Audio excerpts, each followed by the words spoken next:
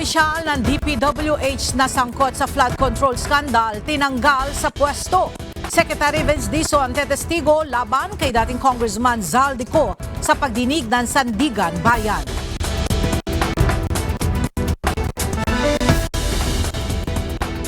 Pag-aayos ng mga sirang kalsada at tulay, pangunahing prioridad ng DPWH ngayong 2026 ayon kay Secretary Vince Dizon. Impeachment complaint laban kay Pangulong Ferdinand Marcos Jr. may draft na umano ayon kay Congressman Edgar Erice.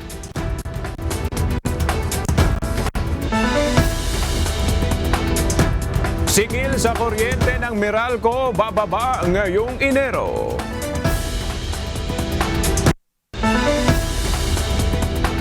Dagdag presyo sa mga produktong petrolyo ipatutupad bukas.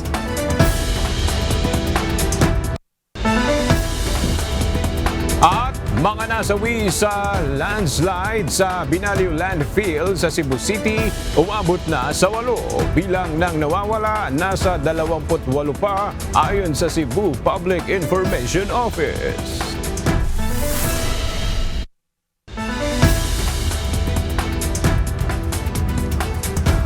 Magandang tanghali mga kasangbahay. Ngayon po ay araw ng Lunes, January 12, 2026. Tayo po ay sabayang napapakinggan sa Radyo La Verdad 1350, ang UNTV Radio. At una sa mga balita ngayong tanghali.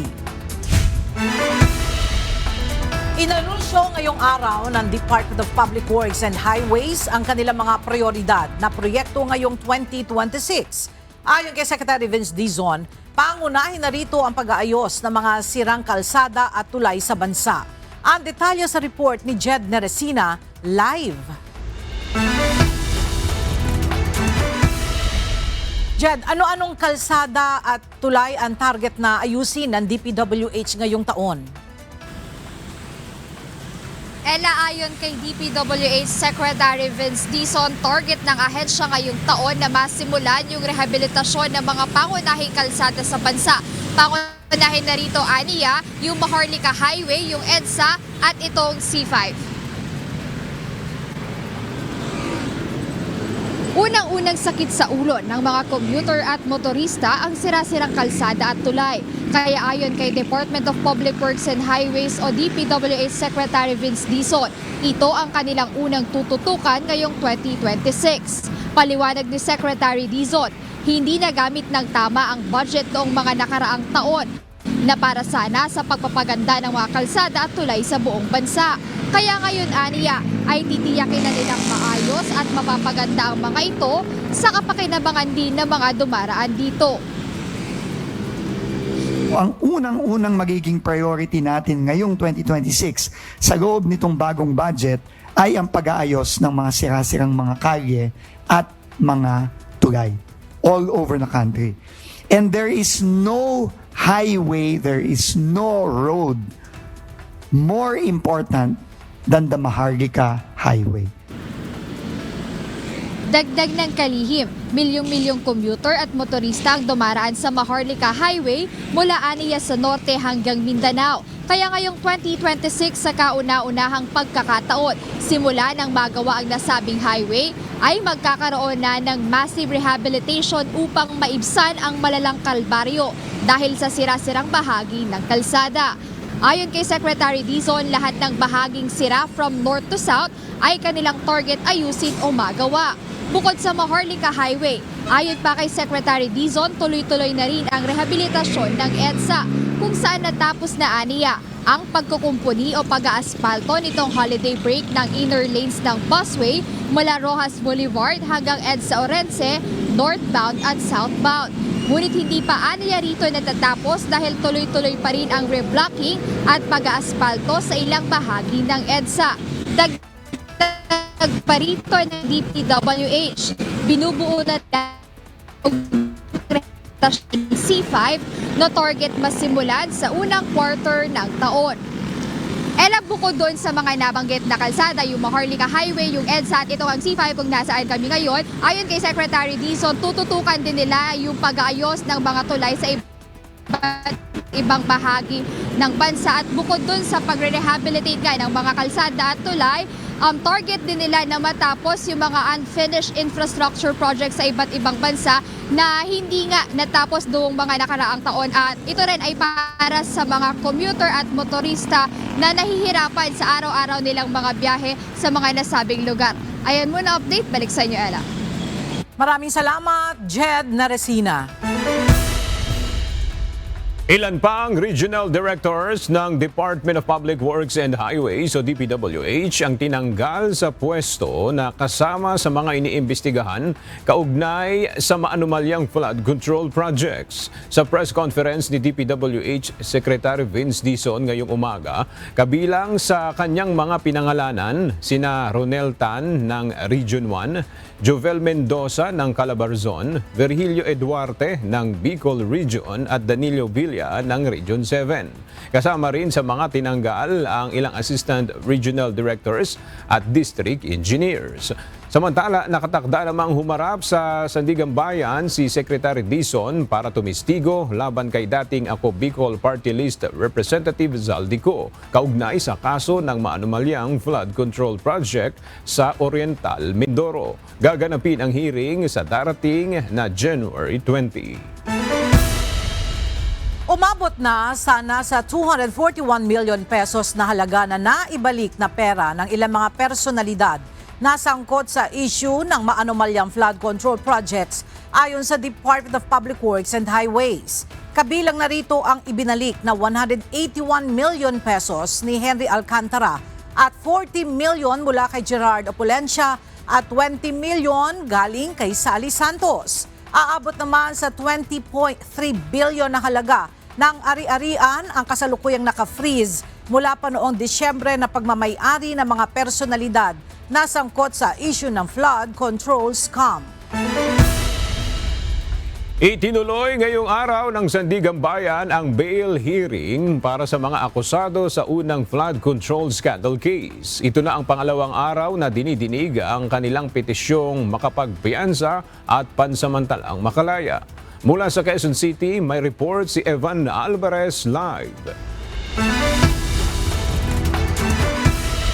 Evan, ano yung inaasahang mangyayari sa bail hearing ngayong araw at may mga bagong testigo ba na ipipresenta dyan sa Sandigan Bayan? Aga, isang opisyalis mula sa Human Resource Department at DPWH Central Office ang ipinaresenta ngayon ng prosecution dito yan sa Sandigan Bayan, 6th Division. Muling nagpapatuloy ang pagdinig ng Sandigan Bayan 6th Division sa petisyong makapagpiyansa ng siyam na DPWH Region 4B officials na kapwa-akusado ni Zaldico para sa kasong malversation. Kaugnay ito ng maanumalyang 289.5 million pesos na flood control project sa Oriental Mindoro. Sa pagdinig, ipinaresenta ng prosekusyon ang panibagong testigo na si Joan Lacerna, Chief ng Records Management Section ng Human Resource and Administrative Division ng DPWH Central Office. Papel niya sa pagdinig ay upang tukuyin o i-identify ang mga dokumento na konektado sa mga akusado na nakasaad sa judicial affidavit. Ngunit bago tuloy ang maipresenta sila Serna, isa sa naging concern ng depensa ay ang patuloy na pagdadagdag ng mga witness ng prosekusyon na hindi naman nila kinilala noong nakaraang pre-trial. Giit ng prosekusyon, kaya hindi agad nila naipresenta ang witnesses bago ang bail hearing ay dahil kailangan pang hintayin ang compliance nila, gayong mga opisyal ito ng gobyerno. Samantala, pinayagan ng korte na ipresenta ng prosekusyon ang kanilang panibagong testigo ngayong araw. Ngunit ayon sa korte kung nais pa muling magdagdag pangalan at dokumento hanggang January 19. Araw pagkatapos ng January 19 ay hindi na po pwede magdagdag ng mga panibagong investigation. Aga samantala, nagpapatuloy itong cross-examination o pagtatanong ng depensa dito sa testigong ipinaresenta ng prosecution. Di kaya sa Sandigan Bayan. Yan muna ang update mula dito sa Quezon City. Maraming salamat, Evan Alvarez. Binweltahan ni Senador Panfilo Lacson si Senador Amy Marcos kaugnay ng umano'y allocables ng senadora sa 2025 National Expenditure Program. Sinagot naman ng presidential sister ang pahayag na ito ni Senador Ping. Narito ang report ni Asher Cadapan Jr. Inilahad ni Senate Blue Ribbon Committee Chairperson Panfilo Lacson na mayroon umanong 2.5 billion pesos na allocables si Senador Amy Marcos sa 2025 National Expenditure Program o NEP.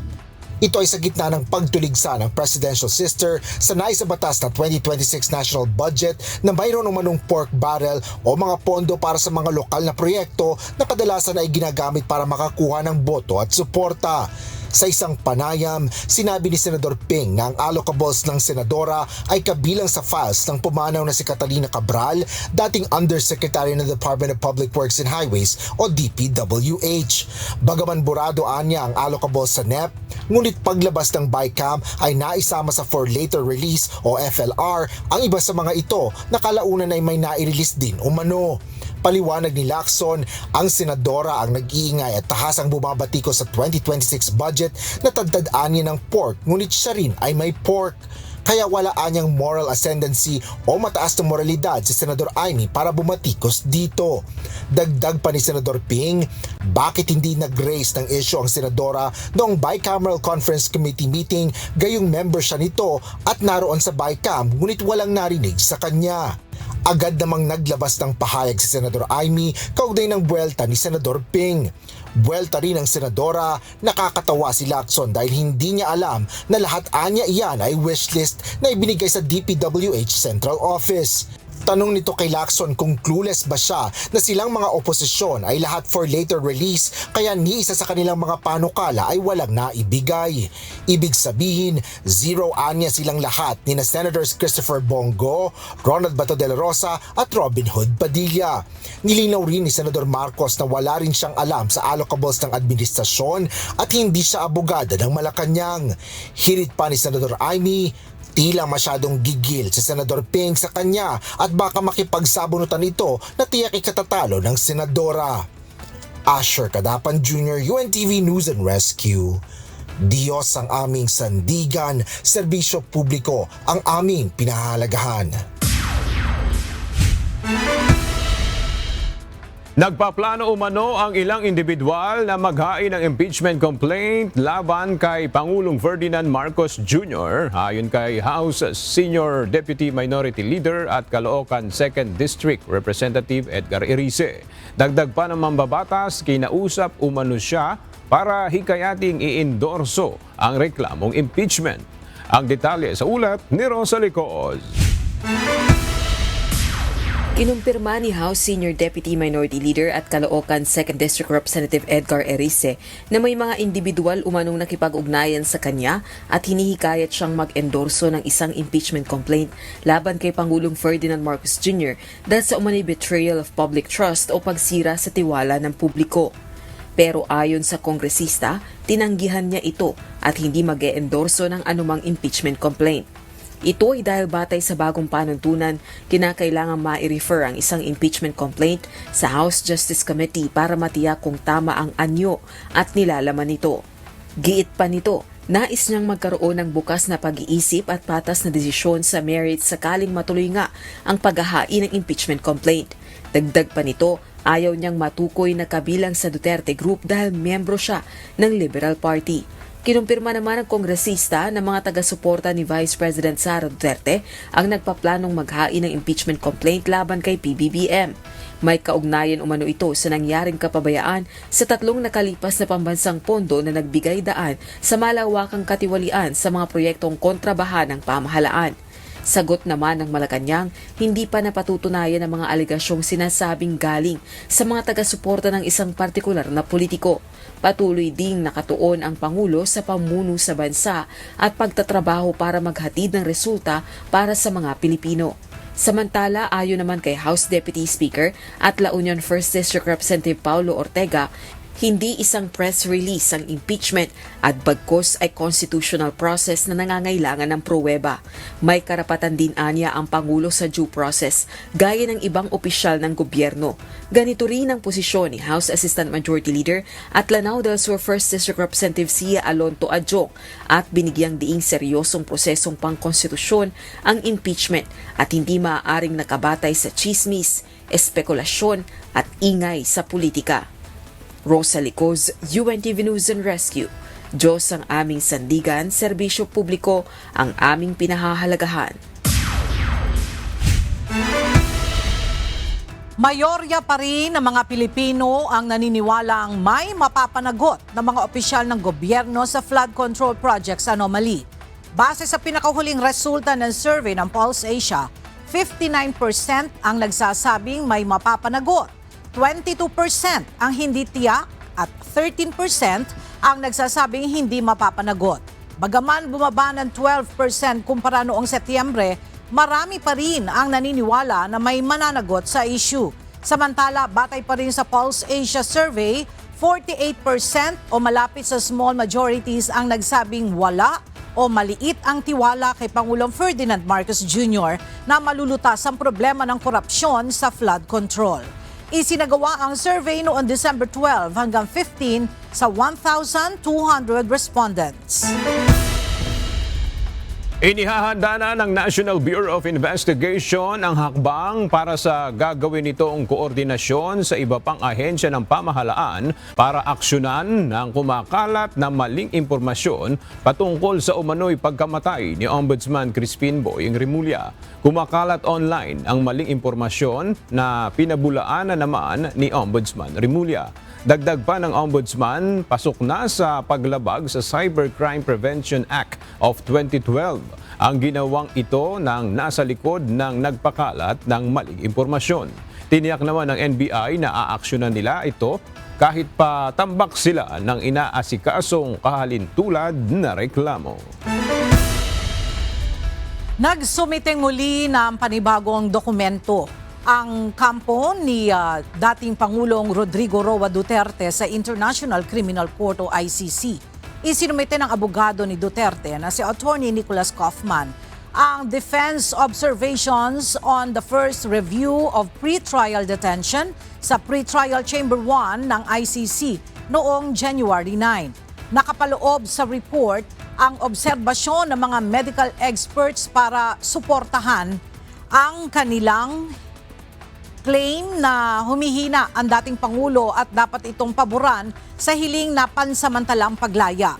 Nasa official website ng ICC ang buong ulat na isinumite ng kampo ng dating Pangulo na at accessible na sa publiko ang redacted version nito.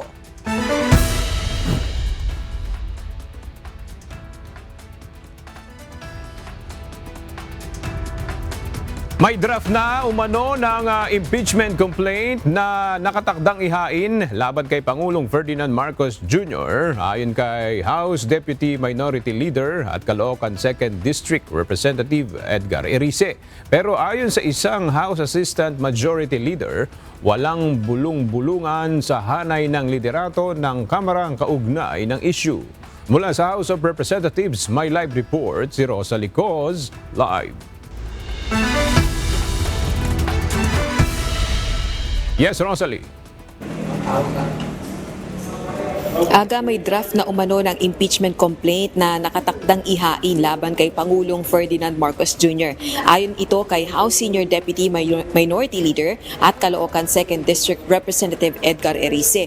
Ang kongresista yung kinausap ng mga individual na nagpaplanong maghain umano ng impeachment complaint para i-endorso pero tinanggihan na niya ito.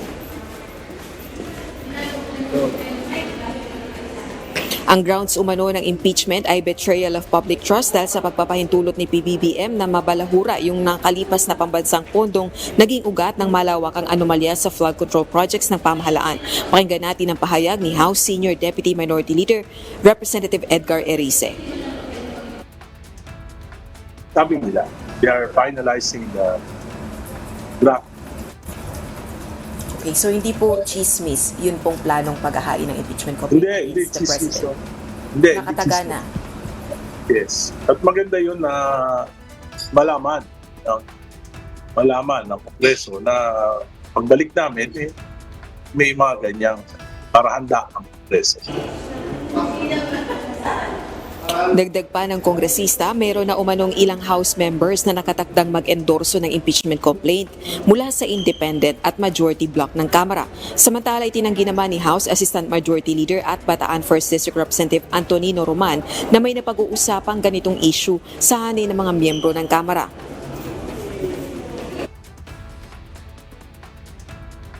It is a matter of speculation. I'm not sure if anyone will file. In the end, yung lakas ng isang impeachment complaint ay nakabatay sa ebidensya. Kung walang ebidensya, ay walang pupunta yung impeachment. Sa tanong kung meron kayang basihan ang planong ihaing reklamo laban sa presidente, ang tugon ng mambabatas? I'm not the one who's filing the complaint. So whoever's filing that complaint, yung allegation niya, they have to make sure that it is supported by evidence. Aga sa January 26 pa yung resumption o yung balik session ng Kongreso. Balik sa iyo, Aga. Maraming salamat, Rosa Licos.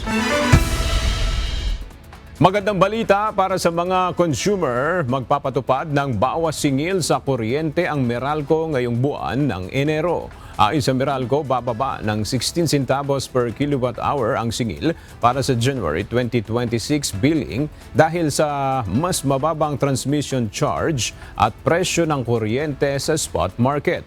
Nangangahulugan ito na mababawasan ng 33 pesos ang babayarang kuryente ng mga kumukonsumo ng 200 kilowatt sa loob ng isang buwan. Bawas na 49 pesos kung 300 kilowatt hour, 65 pesos kung 400 kilowatt hour at tapyas na 82 pesos kung umaabot sa 500 kilowatt hour ang nakukonsumong kuryente sa loob ng isang buwan.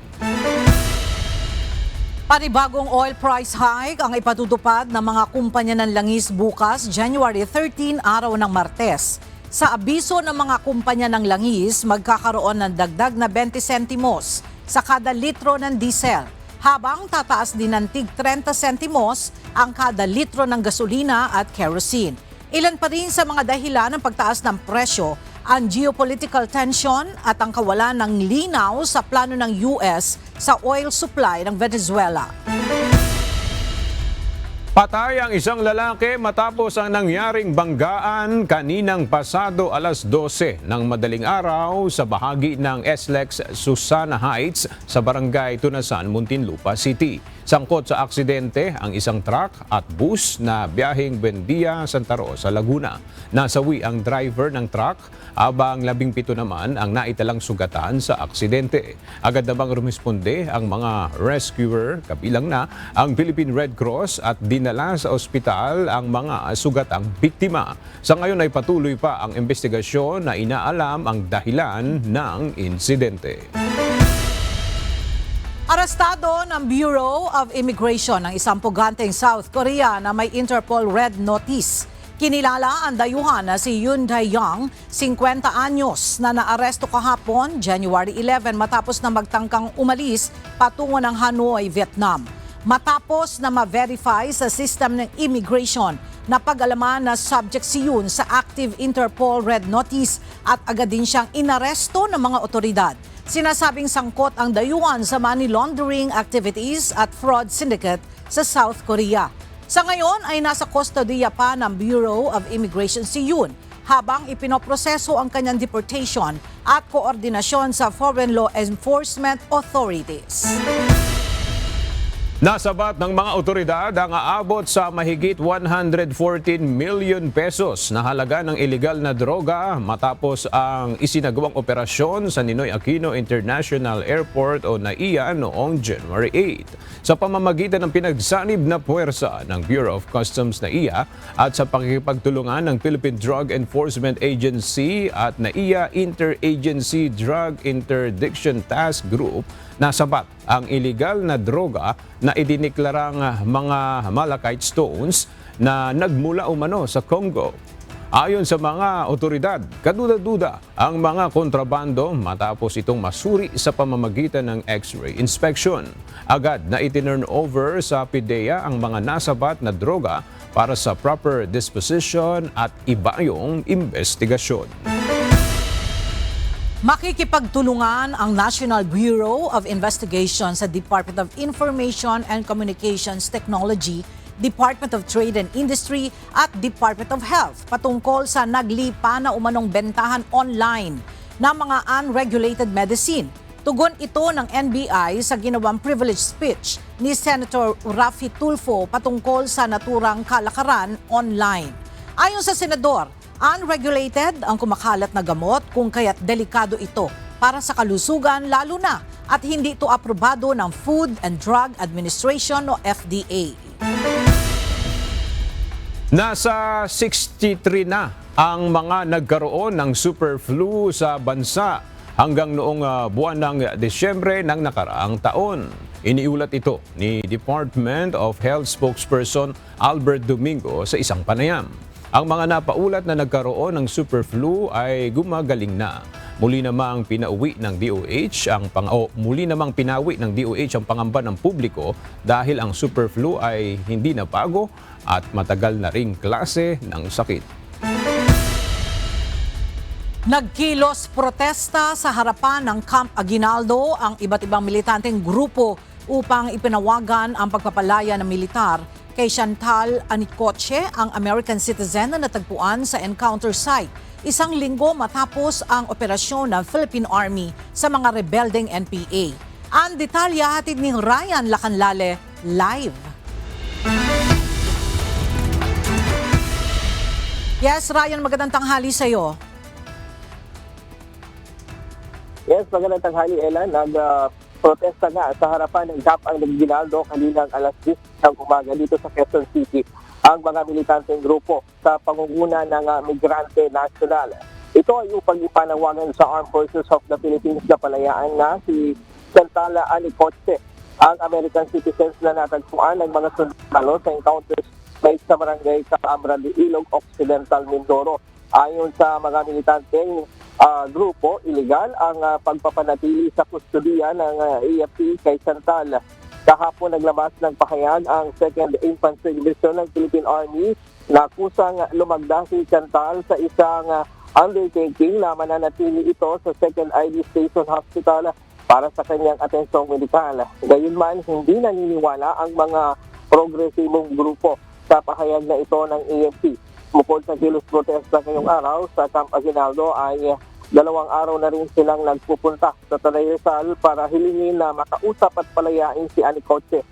Hindi rin sila naniniwala na January 8 lamang nakita ng 2003rd Infantry Battalion si Chantal nang magsagawa ng clearing operation sa lugar. Sabi ng migrante, voluntaryo ang kanilang ginagawang pagtatanggol sa karapatan ni Anicoche. At may pagsisikap na rin nila sila para kausapin ang ina ni Chantal na nasa ibang bansa. So muna ang latest mula dito sa Camp Aguinaldo. Maliseo. Hala? Maraming salamat, Ryan Lacanlale.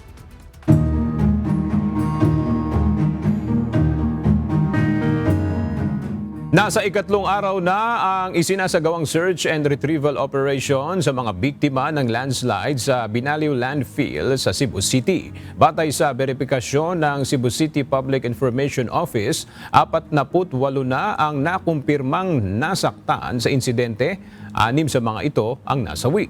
Mula sa Cebu City, may report si Lina Giangan live. Lina, kumusta yung lagay ng mga nasugatan sa pagguho? Magandang tanghali, Aga. Sa latest update ng Cebu City Public Information Office, 18 sa mga nasugatan sa pagguho ng Binaliw Landfill ang nagpapagaling na ngayon sa mga ospital. 11 sa mga ito ang nasa North General Hospital habang ang 7 pa na iba ay nasa Bismed Medical Center. Lahat sila ay nasa close monitoring ng mga ospital. Samantala sa kakapasok lang na balita sa atin ng Cebu PIO, 2 pang labi ang nakuha sa pinangyayarihan ng pagguho sa Kaya sa ngayon ay 8 na ang kumpirmadong nasawi sa insidente. Ang mga labi ng mga ito at ng iba pang nauna ay dinala na sa St. Peter Funeral Home sa Cebu para sa kaukulang proseso ng pagkakasilatan. Sa ngayon, mayroon pang 28 individual ang nanatiling missing mula sa pagguho. 23 mula sa mga empleyado ng operator ng Binaliw Landfill na Prime Integrated Waste Solutions at 7 mula sa subcontractor nito. Sa ngayon, nagpatuloy ang paghahanap sa iba pang nawawala. Patuloy naman ang pagtiyak ng lokal na pamahalaan ng suporta sa mga biktima, lalo na ang pagpapagamot sa mga biktima. Yan muna ang latest mula dito sa Cebu City. Balik sa iyo, Ana. Maraming salamat, Lina Giangan. Makaka-avail ng Cash for Work program ang ilang mga evacuee sa Albay na apektado ng pag-aalburuto ng Bulkang Mayon. Ito ay bahagi pa rin ng programa ng Department of Social Welfare and Development na layong bigyan ng pansamantalang kabuhayan ang mga residenteng apektado ng kalamidad. Mula sa Legazpi City, Albay, makibalita tayo kay Ryan Salatandol live. Ryan, anong trabaho ang naghihintay sa mga pamilyang lumikas na maaaring ma-avail sa programa ng DSWD? Yes, Ella, magandang tanghali. Bibigyan ng trabaho sa loob ng evacuation center, mga paglilinis, mga pagsasaayos ng evacuation center ang ibibigay doon sa ating mga kababayan na tatanggap nitong Cash for Work ng DSWD dito sa probinsya ng Albay. Ella, may sasama ang mga evacuee sa Albay sa Cash for Work program na gagawin ng Department of Social Welfare and Development katuwang ang lokal na pamahalaan. Unahin na dito ang may mga naiwang hanap buhay sa loob ng 6-kilometer permanent danger zone. We will make sure na yung displaced livelihood mapalitan through Cash for Work at kukunin na namin yung mga listahan sa mga LGUs natin. Kasama dito ang mga magsasaka na naapektuhan ng pagtatanim dahil sa loob ng 6-kilometer permanent danger zone.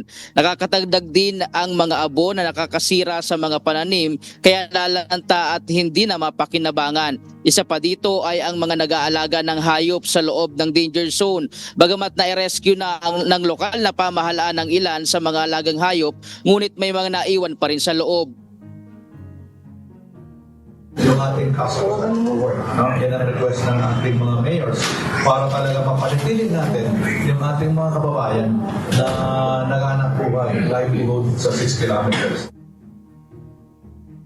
Samantala, tiniyak naman ng DSWD at ng lokal na pamahalaan ng Albay na sapat ang supply ng pagkain sa mga evacuation areas, hindi lamang para sa 1 buwan, kundi hanggang 6 na buwan kung ang lagay ng Bulkang Mayon ay lalala pa. Yan muna ang latest live mula dito sa probinsya ng Albay. Balik sa iyo, Ella. Maraming salamat, Ryan Salatandol. Matapos ang ilang oras na negosasyon, dinala sa Police Station 11 ang isang sundalo na umano'y ng hostage sa sarili niyang asawa sa loob ng isang boarding house sa Mingo Drive, Barangay Baliwasan, Zamboanga City na nangyari noong Sabado, January 10. Pinangunahan ang negosasyon ng Police Station 11 katuwang ang isang miyembro ng Philippine Army. Matapos makumbinsi ng mga pulis kusang sumuko ang suspect at isinurrender ang kanyang baril sa mga otoridad. Nailigtas mula sa suspect ang kanyang asawa. Sa ngayon patuloy ang investigasyon ng pulisya upang matukoy ang buong detalye ng insidente.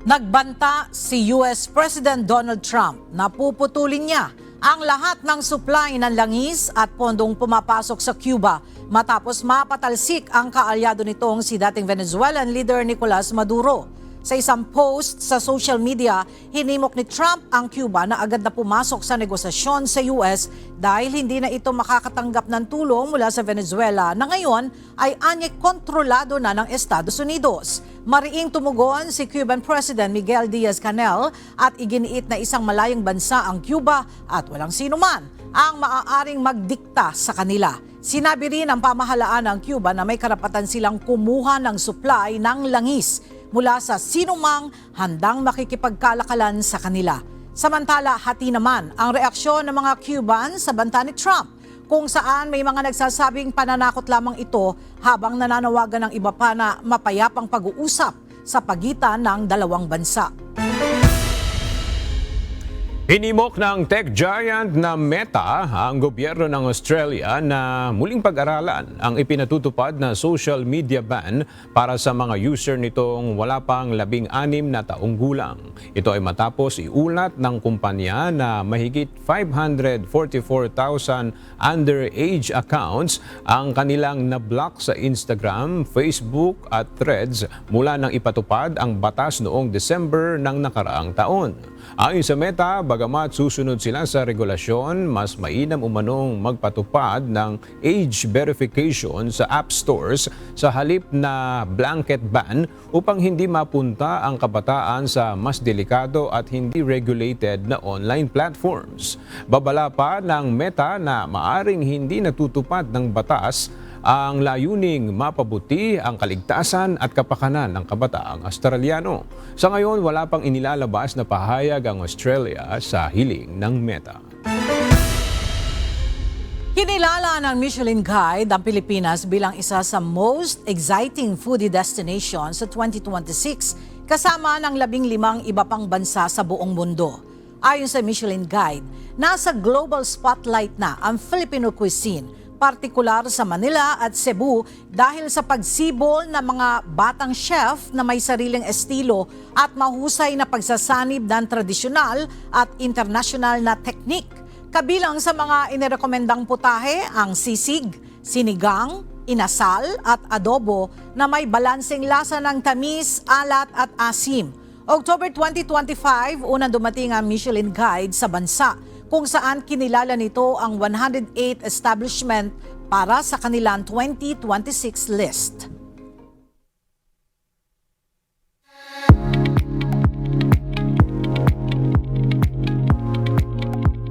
Isang gabi ng musika, parangal at kawanggawa ang muling inihandog ng Wish 1075 sa ika-11 edisyon ng Wish Music Awards. Tampok kagabi ang iba't ibang OPM artists na nagpamalas ng kanilang galing at talento sa entablado na siya namang inabangan ng wishers. Narito ang report ni Jed Naresina. Good evening, wishers!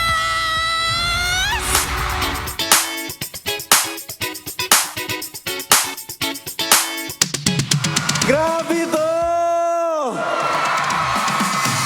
Last night was no ordinary awards night as Wish 1075 ushered in a new decade of the Wish Music Awards. This year marks a new decade of breaking boundaries, kung saan panibagong taon ang pagbibigay-pugay sa original Filipino music and artists ang naitanyag sa ginanap na 11th Wish Music Awards sa Araneta Coliseum.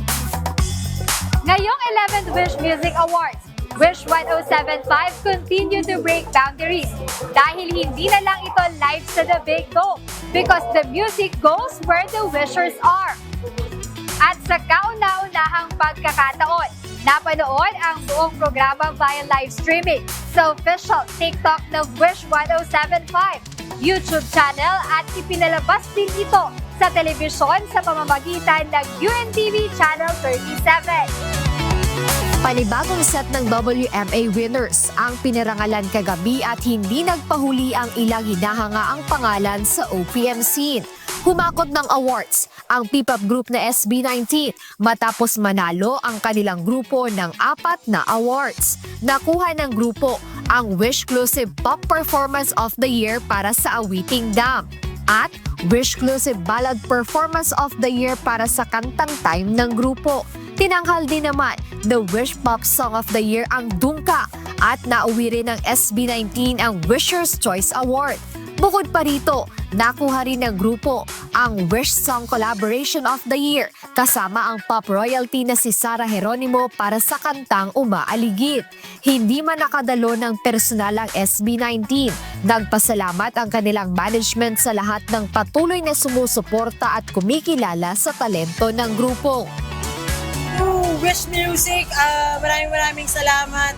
Thank you for always supporting us.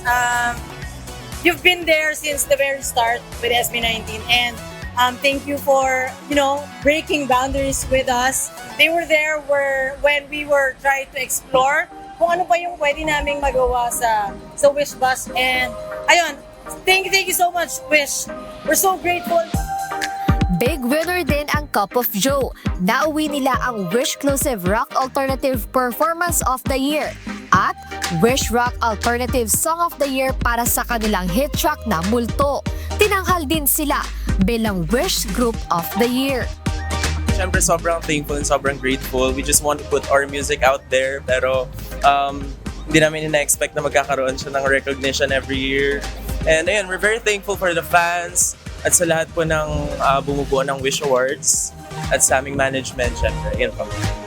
Samantala, nagningning din sa Wish Music Awards ang tinanghal na Breakthrough Artist of the Year na si Earl Agustin. Nakuha rin niya ang Wish Contemporary R&B Dio Soul Song of the Year para sa awiting Tayong Dalawa. Nanalo rin sa 11th Wish Music Awards si Lil Eddie and JR sa Wish-clusive R&B Performance of the Year. Pag nananalo ako, parang first time lagi eh. Kasi syempre parang it's one of the biggest awards sa Pilipinas. Tapos dami-dami pang tao dito sa Araneta. Thousands and thousands of people, di ba? Kaya nakaka-proud talaga. Nakuha rin ng up-and-coming artist na si Polan Bolen ang Wish-clusive Hip Hop Performance of the Year. First time ko kasi siya. First time kong pumunta sa ganitong klaseng event talaga. And yun, maraming salamat talaga. Wishers sa Wish 107.5. Nanginginig pa yung tuhod ko talaga. Sobrang na-overwhelm ako sa mga nangyari. Hindi ko rin po expected na ako eh. Pero dahil sila yung pogi, sa akin yung dating. Yeah! Wish-clusive Contemporary Folk Performance of the Year naman ang napanalunan ni Amiel Sol. Masaya kasi dati hindi na ako nakaka-attend, tapos ngayon nanalo pa. So very blessed. Tapos lalo na nung nanalo ako, napanood pa ng mga kuya ko, itong mga nilook up to ko kasi itong parang mula elementary pa ako. Kaya masaya. Nakuha naman ni Janine Tenyoso ang Wish-clusive Contemporary R&B Dio Soul Performance of the Year. Yes, sobrang saya ko. Honestly, it's my birthday today and I think this is the best birthday gift ever. Kasi nga, yun, nabigyan ako nitong recognition by Wish, and it's one of my favorite songs that I've written as well. It's called Hulaan. So thank you so much, Wish, for granting me that opportunity. Samantala, sina James Reid at TJ Monterde naman ang nakakuha ng Wish-clusive Collaboration of the Year.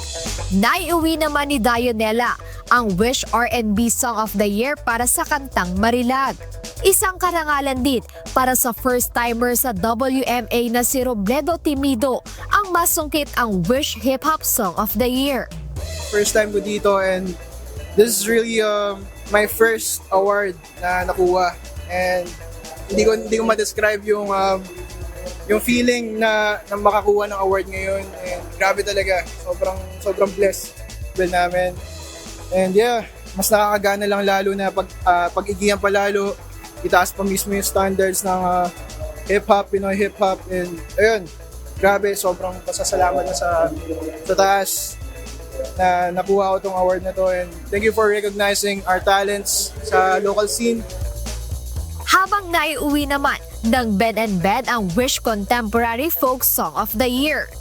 Ngunit hindi nagpaawat si TJ Monterde matapos hiranging Wish Artist of the Year. Nakuha rin niya ang Wish Ballad Song of the Year para sa awiting Darating Din. Thank you Lord. Nanalo din sa wakas ng Wish Artist of the Year. Thank you. Overwhelmed. Sobrang thank you talaga. Hindi ko in-expect yung mga awards na mapapalanunan tonight. Kasi yung iba, talo kami sa votes. So, hindi ko alam na mananalo kami dun. But, yun na nga, ito ko natin Artist of the Year. Sa mensahe naman mula sa Wish Innovator na si Kuya Daniel Razon, sinabi niya na ipagpapatuloy ng Wish 1075 hindi lang ang pagbibigay suporta sa mga OPM artists, kundi ang commitment ng nag-iisang FM radio station on wheels sa paggawa ng mabuti sa kapwa. It's the drive to write more songs, share more stories, and chase bigger dreams that keep OPM ever evolving. And it's also that love, that passion that serves as a reminder of why we do what we do at Wish.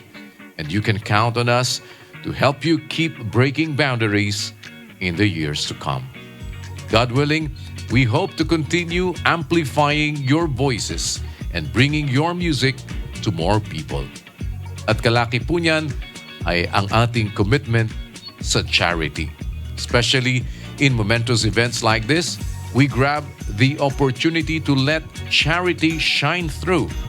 Higit pa sa isang awards night ang Wish Music Awards na patuloy na nagsisilbing plataporma ng advokasya kung saan ang musika ay nagiging tulay upang makatulong, magbigay pag-asa at magbuklod ng komunidad.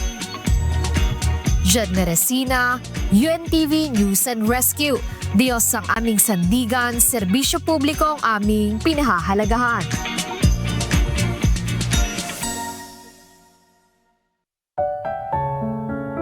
At sa ating pong iiwang mga salita ng Diyos na ating sandigan mula sa aklat ng Awit, Kapitulo 103, versikulo 13, na nagsasabi, kung paano ang Ama ay naaawa sa kanyang mga anak, gayon naaawa ang Panginoon sa kanilang nangatatakot sa Kanya. At yan ang mga balitang aming tinutukan at inaksyonan. Dahil sa aming pagbabalita, una ang pagkalinga sa kapwa. UNTV CE News, may balita sa admang panig ng daigdig. At dito sa UNTV, Diyos ang aming sandigan, serbisyo publiko ang aming pinahahalagahan. Magandang tanghali.